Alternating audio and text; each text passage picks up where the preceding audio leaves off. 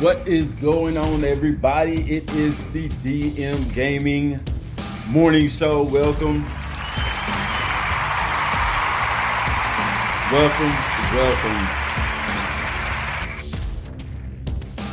Got a lot on tap today, y'all. Some pretty deep discussions.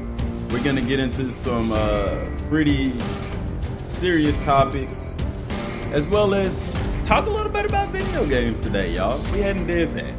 For the best in sports and video games, there's no better place to be than DM Gaming. You can follow us on Twitter at DMGaming5. That's the number 5. Subscribe to our YouTube channel, www.youtube.com/C/DMGaming06. The DM Gaming, ladies and gentlemen. There you go. There you go. There you go. There you go. There you go. What's going on, everybody? I am happy to be here this morning, y'all. We got some pretty good stuff on tap today. The news really hadn't changed that much. We're kind of looking at the same sort of stuff that we have been looking at all week long. We had a pretty interesting game last night with the Chicago Bears and the Green Bay Packers, which the Packers were victorious, as we kind of figured they would be, with Ron at the helm, with Aaron Rodgers playing the way that he did. There was some interesting things that happened in that game. I mean, you had a player that got hurt last night in a very serious injury. From our knowledge, he's okay. He is okay. But he took a hit. He took a hit so hard that it knocked his mouthpiece out. And it raises a lot. Anytime things like this happen, there's going to be questions that are going to be raised in reference to the safety of the game. Y'all,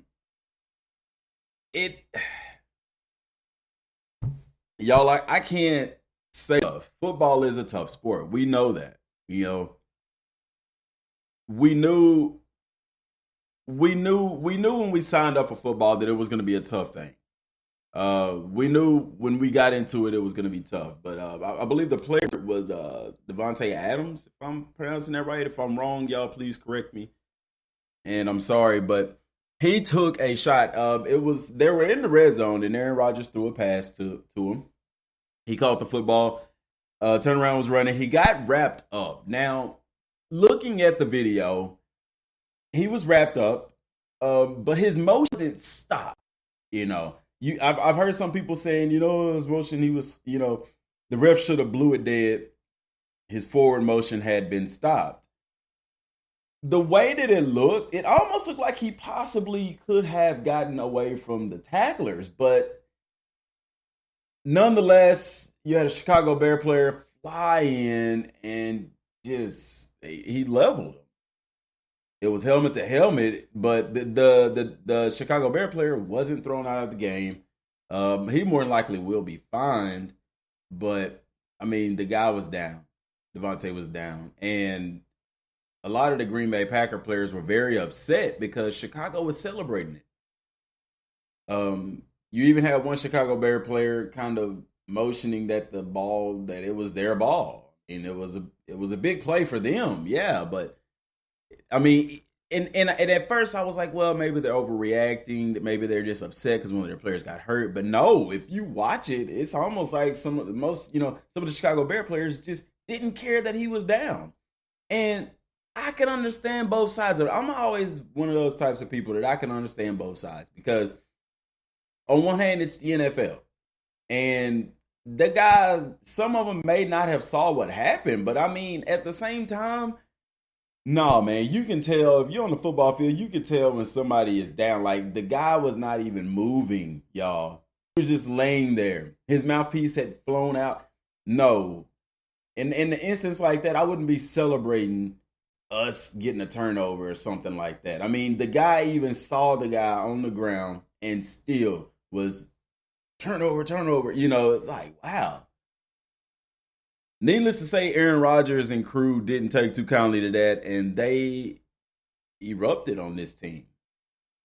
In case you missed it, the final score, Green Bay 35, Chicago 14.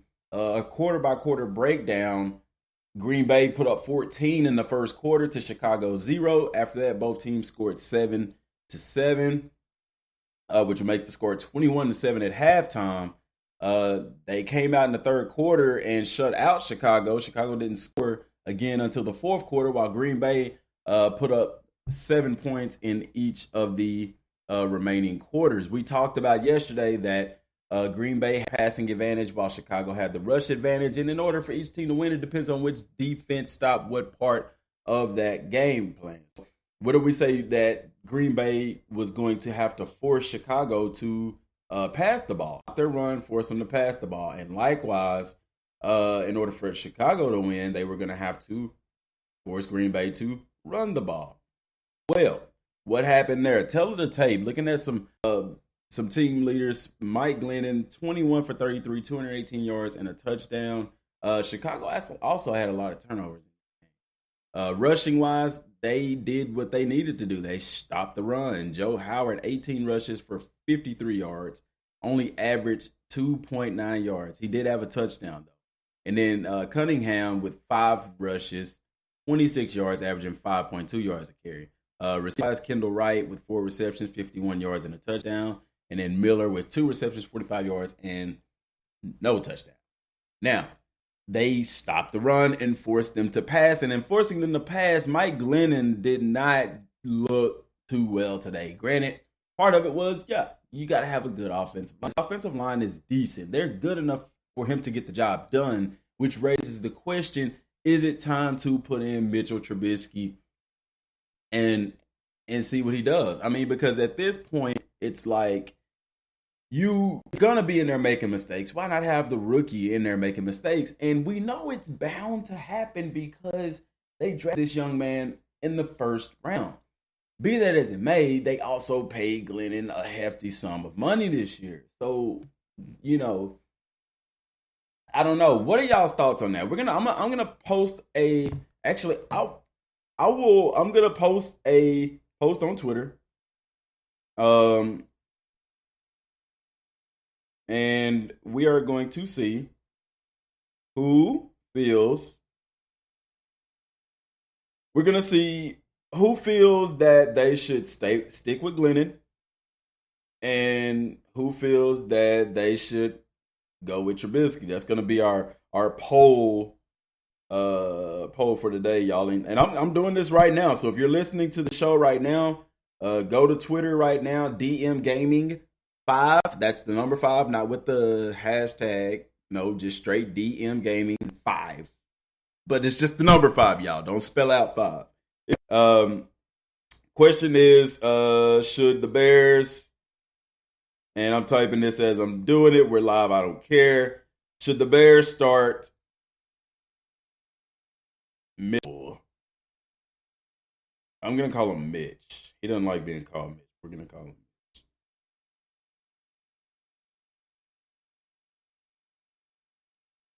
How do y'all spell Mitch's last name? I don't even know. Trubisky. I'm gonna just take Mitch out of there. Should the Bears start their rookie quarterback?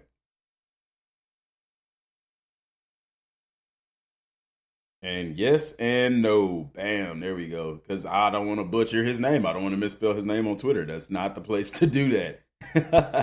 Look that up, how to spell his last name. But let's just go do that right now because it's not going to serve justice. I can still talk about the game while I'm doing that. So they succeeded in stopping the run. They basically forced them to pass the football, and it did not. Like I said, it didn't work out well for them. Green Bay, and it's surprising, y'all, because Green Bay, they have a lot of injuries. And after this game, they have even more injuries because their starting running back, Todd Montgomery, went down with the rib injury in the first quarter. And then Adams or Devontae got hurt as well. I mean, Aaron Rodgers, to me, he's looking like, I mean, he still won the game. But they're starting to look kind of like the Patriots of old, where these guys would get hurt and they're still able to pull out these victories. Um, it's a sad thing.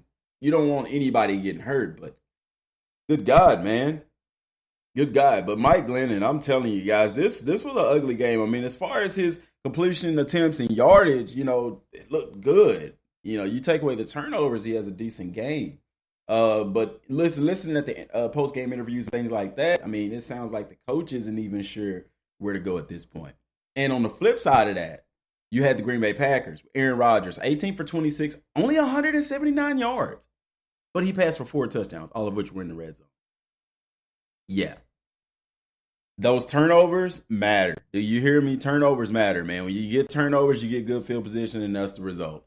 Rushing yards, Jones with 13 rushes, 49 yards, only 3.8 yards a carry, but he had a touchdown. And then Montgomery, of course, 5 for 20 with 5.6 yards average, no touchdown. Of course, he went out in the first quarter.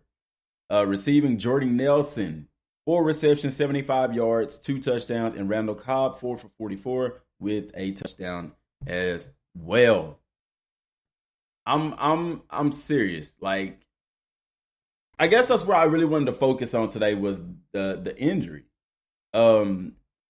It's not to mention, y'all, they had a weather delay in this game, about almost an hour. It's about a 45-minute hour weather delay due to lightning.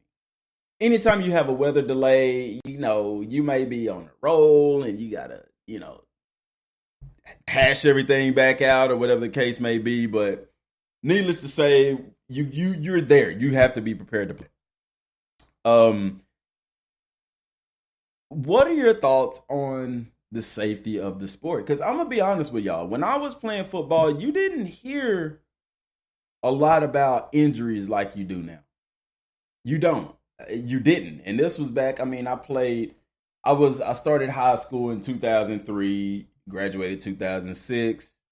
You just didn't hear about injuries like that. I mean, we heard about concussions. Concussions wasn't a serious thing. CTE hadn't even ever been mentioned.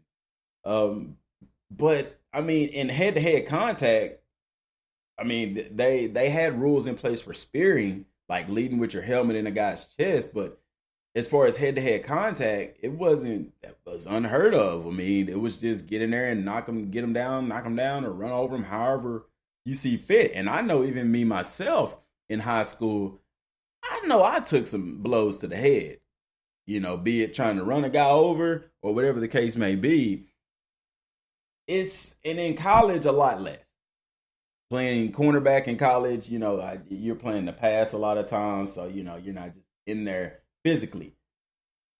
But looking at now, having a son and things like that, and he's playing football, Pee Wee right now. It's like, do you feel safe with your child playing football with everything that's going on? Because even here in our small neck of the woods in Northeast Texas, there's a gentleman, in bless his heart, from a local school who suffered a serious brain injury in a football game.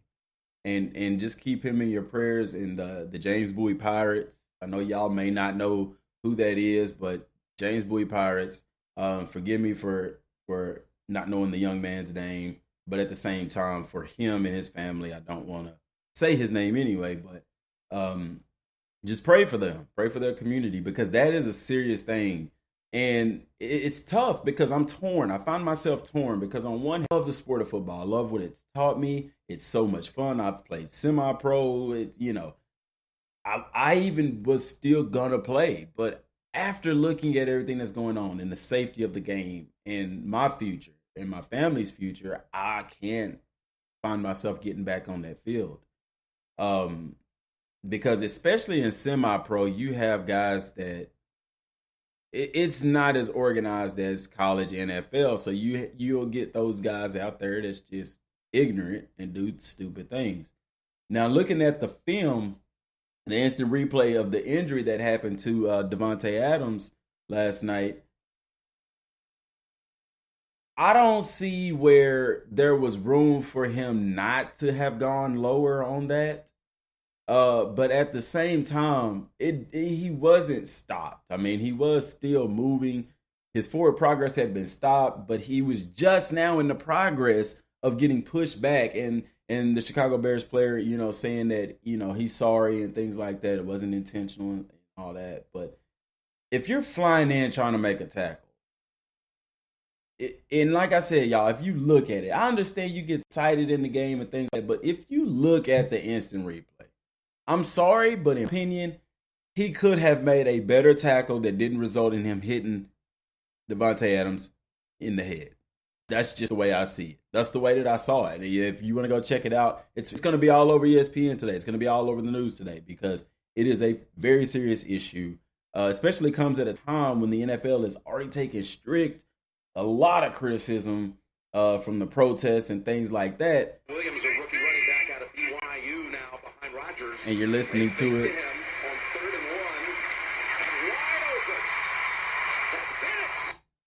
That's a little highlight there from the game, little stats and stuff like that. That was the catch to Bennett, y'all. Didn't have the audio clip for the injury to Devontae Adams, so please forgive me on that. But the wrong clip. I actually got the wrong clip.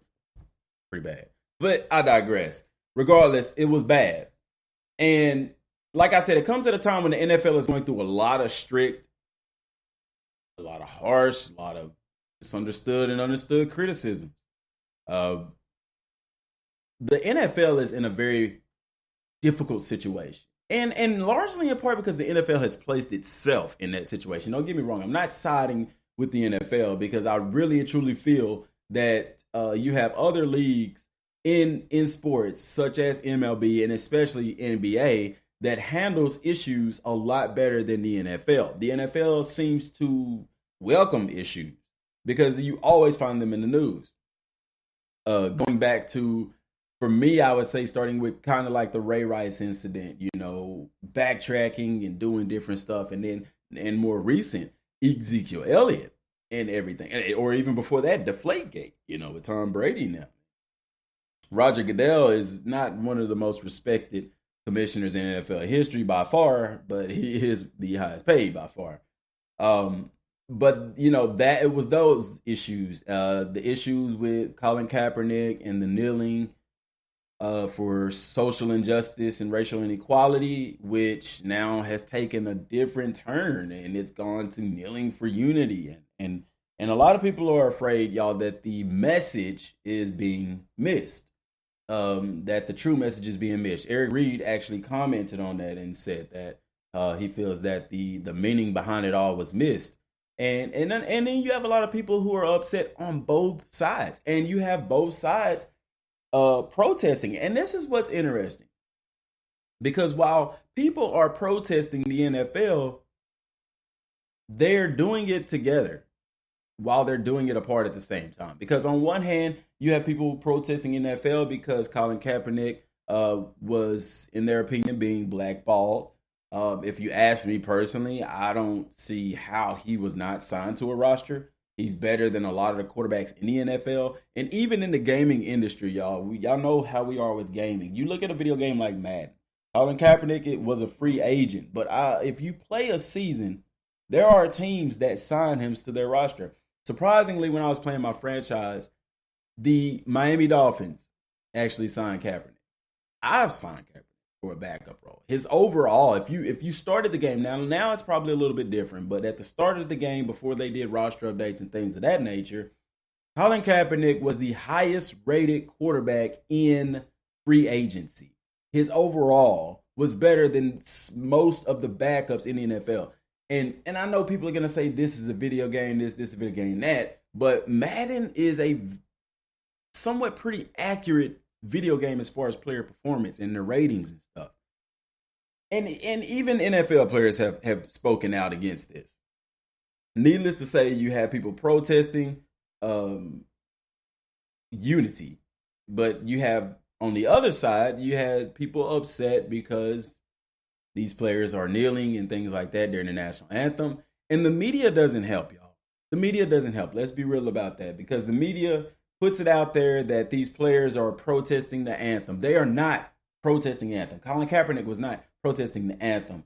Colin Kaepernick actually sat down with a NFL player who was a vet, and the vet, the military vet, who people say that he's so-called disrespecting, even said himself. He said, me and Colin sat down, we talked, and I told him, hey, why not take a knee? He said, because the reason for the knee is that when a fallen soldier, when you go to the grave of a fallen soldier, you take a knee out of respect for the fallen soldier. And to me, I don't understand why people aren't listening to that, because that is true. If you look at the Wounded Warrior symbols and all of these fallen soldier logos, they are kneeling at the spot of a fallen soldier. And you have people saying, well, that's disrespectful to the men and women who have what? Died for our country, right? Fallen soldiers. So if he's kneeling, what is he saying? He's saying, I respect you because you fought for this country. He is in fact kneeling for the very reason that they died, for a freed nation, you know? And while we all may disagree on opinions of should you stand for the pledge or the anthem, or should you kneel if you so see fit, and things of that nature, the case in point is there is no law in the United States that says that you have to stand for the anthem. There won't be a law that says you have to stand for the anthem, because like I told you, if you look in the flag code, it clearly tells you pretty much that you cannot be compelled to stand for the anthem because it would violate your First Amendment. Now, when you're on a job, your boss does have the right to fire you for certain things, you know. But with people making that argument, that argument doesn't get any higher than the ceiling, simply because in the NFL, their bosses, the owners, the head coaches, allow these players to do this. So while you may not be able to said unsaid protest on your job, they allow them to. And then you also have activists in the NFL who have also petitioned Roger Goodell for a month to set aside for basically social injustice and racial inequality. Same way that we do for breast cancer, same way we do for the fallen soldiers and things of that nature. So there's a lot of back, and the NFL is in the middle of something very, very monumental in American history. And you have people burning their memorabilia, their season tickets. And the thing about that is you've already bought it. They already have your money. They already have your money for the season tickets. They got your money for the jersey sales and all those types of things. So I don't know if I would ever, be as upset to burn something that I paid money for, but I don't know. I'm not in that situation. These people obviously feel passionate about that. And guess what? They have a right to. Why? Because you have that freedom of opinion in America. We don't live in a dictatorship where you can't even speak out against who's in office, who's over the country and things of that nature. So be mindful of that. I mean, but like I said, at the same time, you can't force somebody to stand for something just because you stand for it. Everybody doesn't feel the same way. Everybody doesn't see the flag or the anthem in the same way. There is a dark history to our anthem. For some of us, there's a dark history to our nation's history. Imagine where we could be as a nation if we accepted, okay, that's fine to have a different opinion. But regardless, the fact remains the same. The American people are not united. We're not. And like I said, I feel like the media plays a large role in that. Just like now, they're twisting the narrative of this whole protest. They're making it as if these players and Colin Kaepernick were protesting the anthem. And they're not. They are protesting social inequality and racial injustice. And now in the NFL, you have these players basically protesting unity or making a stand for unity. Because let's be real, if you've played football, it is a brotherhood. Even in high school and in college, while you may play against a different team, you respect the fact that those guys across from you that you're knocking heads with are indeed, in fact, in a brotherhood of some sorts. And it's the same way, even more so tightly knit in the NFL, because you have players who are traded to different teams, signed to different teams. They play on multiple teams at some point in time in their careers. And basically what they're saying is, look, we have our own. If we have an issue with our brothers standing or kneeling or whatever the case may be, let us handle that as brothers. You know, it's kind of like playing football in high school or in college, and you got a basketball player that's talking trash about the football team. It's like, you have no right. You're not here. You're not grinding. You're not sweating. You're not shedding blood and tears. You're not putting your health at risk, because that's another argument. A lot of people, make the argument to say, hey, these players are entitled. How dare these entitled athletes talk about being oppressed? They have no idea what it means to be oppressed. They're millionaires. Let's set the record straight. LeBron James, one of the, if not the most known basketball player in NBA history, because he's going down in history as one of the most known. Let's be real. Millions of dollars with endorsement deals and his contract, very successful, a championship, a Hall of Famer in his own right. Yeah, he's going to the Hall of Fame. In 2016-17, this decade, has had racial slurs painted on his house. Money doesn't protect you from oppression. Money doesn't protect you from problems. Just because you have money doesn't mean that you don't. Look at our entertainment industry. How many movie stars and sports players even and entertainers, music artists have committed suicide being millionaires? Money doesn't solve all your problems. I think, in fact, these entertainers have more on their shoulders than you and I, because me right now, I can speak my mind about how I feel about this country, what's going on, anything. And I'm not going to receive much, if any, backlash aside from anybody voicing their opinion. But when you have these entertainers who are on a monumental scale, there's a lot more at risk for them. I mean, it's to the level that they even get death threats to them and their families. You see what I'm saying?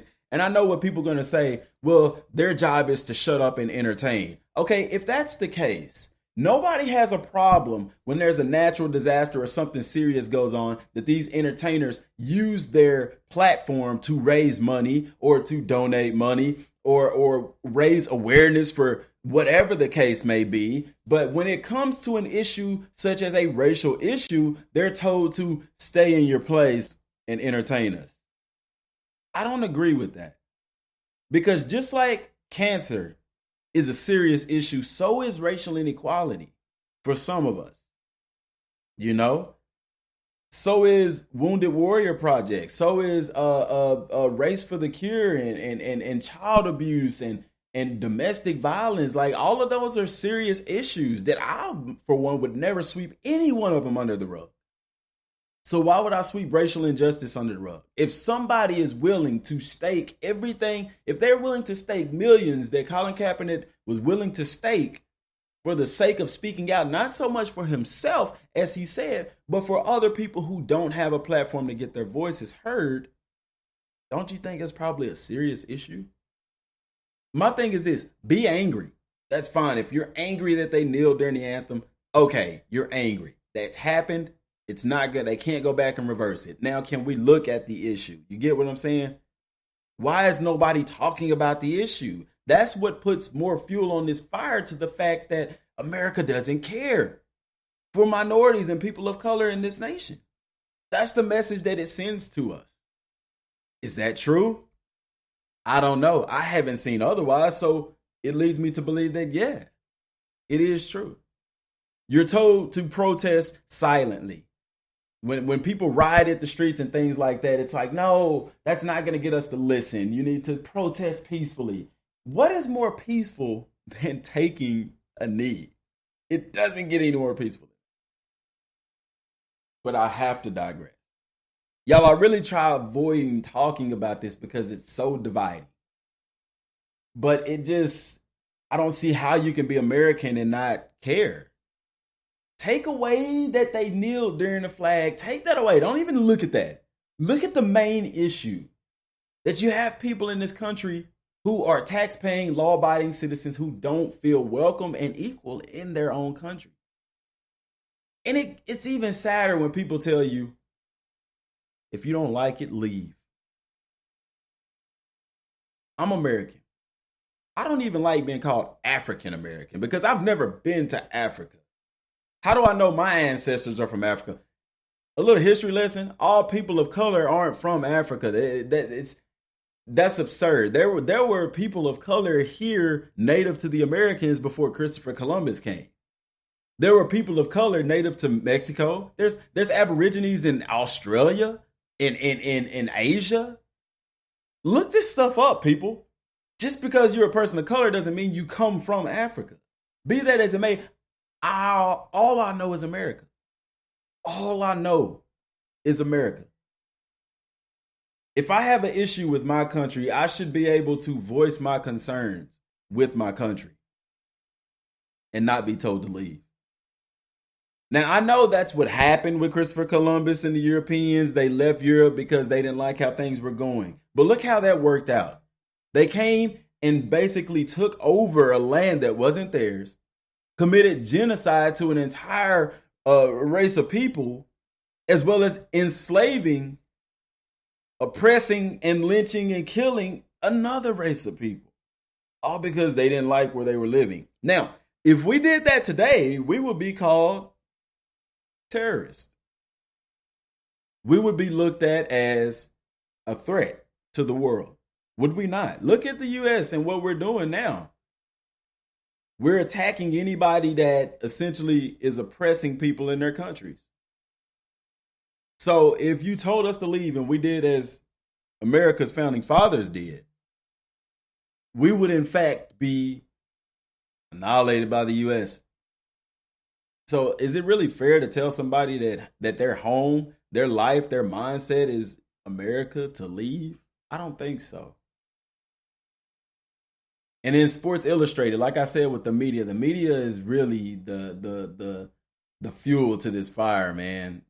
Sports Illustrated comes out with this cover, and it's a cover of Unity with photoshopped images, LeBron linking arms and things like that. That did not go over well. Kaepernick wasn't even pictured anywhere in there. And it's very upsetting because the whole reason behind this was Colin Kaepernick. Yet the media, like I said, including Sports Illustrated, is painting a different narrative. And why? Steph Curry and his coach, Steve Kerr, spoke out against this. They voiced their disgust for this cover, saying just that the media is they're basically twisting this up. They're missing the true meaning. Not to mention they're taking advantage of a very serious situation. And while everybody's talking about this and being a patriot, who's helping Puerto Rico, who is a commonwealth, and their people are considered U.S. citizens of this country? They're considered citizens of the United States. But you're burning jerseys and season tickets. You have that kind of money. Why not donate that to help Puerto Rico? If you have that kind of energy, you're talking about patriotism and what our military men and women died for. They died for American citizens. Puerto Rico is American citizens. Look at all the assistance that came with Hurricane Harvey and things of that nature. But yet nobody's looking at Puerto Rico. They're American citizens too. And I'll leave it at that. We got to do better, America. We got to do better. So, in lighter news, college football last night, we had a game with the Texas Longhorns and the Iowa State Cyclones. Both of those teams, wow, I mean, they basically were opposite. Iowa State went into the game 2-1. Texas went into the game 1-2. Both are now 2-2. Texas won the game 17-7. Basically, they outscored Iowa in the first half 14-0, and Iowa outscored them in the second half 7-3. Are the Longhorns in trouble? Now, I know that this is a new coach and things like that, But you know as well as I know that nowadays with head coaches in sports, a lot of these football teams aren't very patient. Where before you could get a head coach and he was there for at least 4 years or 5 years, at least enough time for him to have his recruits that he brought in as freshmen fill out. Because let's be real, when you get a new head coach, that guy isn't gonna come with the same offense and defense. And so the personnel that's already there may not necessarily fit his play scheme. And so he has to recruit a different breed of athlete to fit his scheme. And in that, you have to allow those guys to come in and mature to basically fill out what he was there for to begin with. But you don't have that a lot in college football. Charlie Strong was there. He did a wonderful job in Louisville resparking that program, but it just did not work out for him in Texas. And there's a lot to say about the University of Texas, where before they were a powerhouse. Now you have teams, not so much, teams, but even the conference. You have a lot of Texas players that go to Oklahoma schools. They go to other schools around the nation, rightfully so. Texas is one of the largest states on the mainland. And you have teams like Texas A&M who's no longer playing Texas, who's no longer in the Big 12, who are now in the SEC, the premier conference in college football. And I just don't know about the University of Texas anymore. I don't know.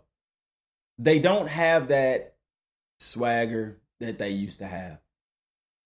And that's what I'm saying. Is that because you have a lot of Texas players going to different schools, or is it because you have a lot of players is it the coaching? I don't know.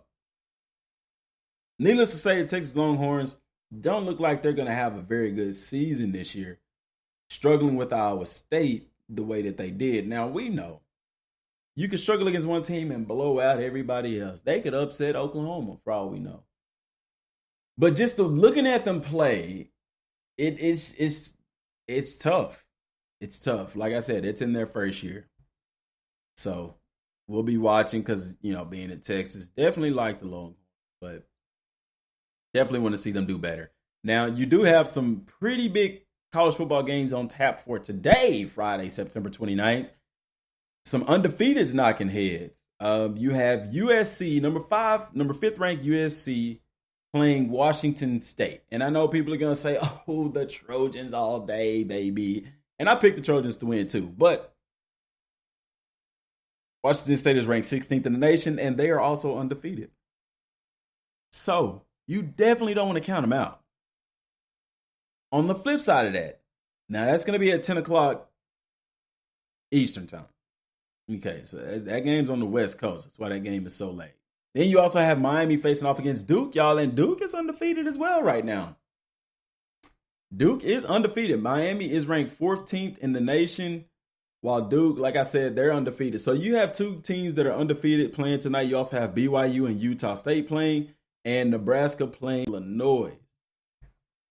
It is going to be a pretty interesting game tonight with that. Because, like I said, all of those teams are undefeated. Duke and Miami, Washington State and USC, and y'all, the thing that I love about college football is because any given weekend, the tables can turn. Any given weekend, a top team can just mollywop a low-end team, or a low-end team could upset a top-end team. And even in the video game industry, I think that people prefer college over the professional sports. At least in the NFL, at least in football. I know I do. I would prefer to watch a college football game than watch an NFL football game. Because college football is just more exciting. And every week, it's not like the NFL where, they can lose 4 games, still make the playoffs, win the Super Bowl. In college, if you lose 4 games, good luck going to the national championship. So it's just more exciting. These guys are playing for something, not saying that the NFL guys aren't. They're playing for their job, their livelihood, and things like that. But college players, they're playing for something way different, man. They're playing to make it. Once you get to the NFL, you've somewhat, in a sense, made it. As we all know, the journey doesn't end there; it only begins. But that's another thing. If we're gonna do a poll on that too, what do you prefer?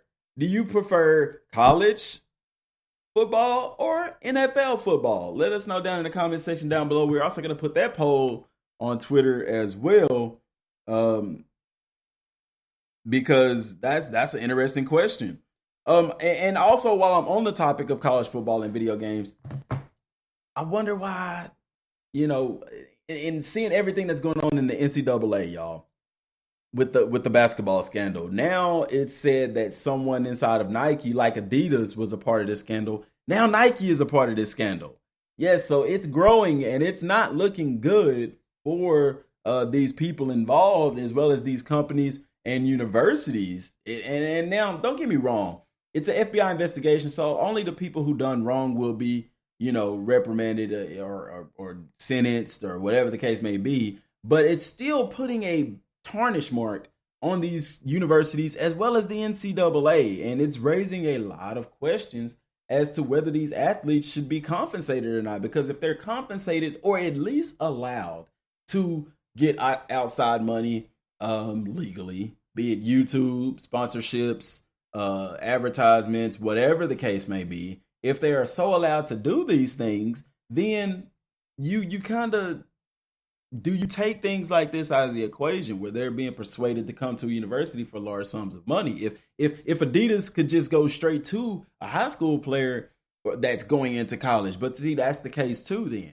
at that point, it's like, okay, we got college now. Let's get some of these high school kids on board with sponsorships and stuff. So it doesn't stop there. It'll just trickle down to the next level. But where does college sports go from here? Where does professional sports go from here? Sports has always been our go-to, our getaway, our stress reliever. Now we have it where we're finding out that these guys aren't any different than the rest of us. That they go through struggles, they go through ups and downs. They're tempted to do things, that they get in trouble. They're not human. I mean, they're not superhuman. They're human just like the rest of us. And to me, that kind of makes me relate that much more to sports. To say that those guys are just like us. Because let's be real, we look up to them. We kind of idolize them in a sense. Like they're a superhuman. Nothing can go wrong with them. Even so much so that whenever these entertainers or whatever pass away, it almost seems unreal. How could they die? They were, how? It's unreal. All because of who they are and how big they are. And we say that we would trade lives with them in a heartbeat for that money and that fame. But y'all, there's a lot that comes with that. A lot that comes with that. And from the music industry to sports, there is so much that comes with that. There's a lot of pressure. There's a lot of stuff that goes along with that honestly, the money isn't always worth it. That's why you see a lot of guys retire. You don't even hear from them anymore. They get that chance, that freedom to get out of that limelight. Hey, they take it, and they take it fast. But that's interesting. Where does college sports go from here? And how deep will this FBI investigation into the NCAA go? I'll leave us with this thought.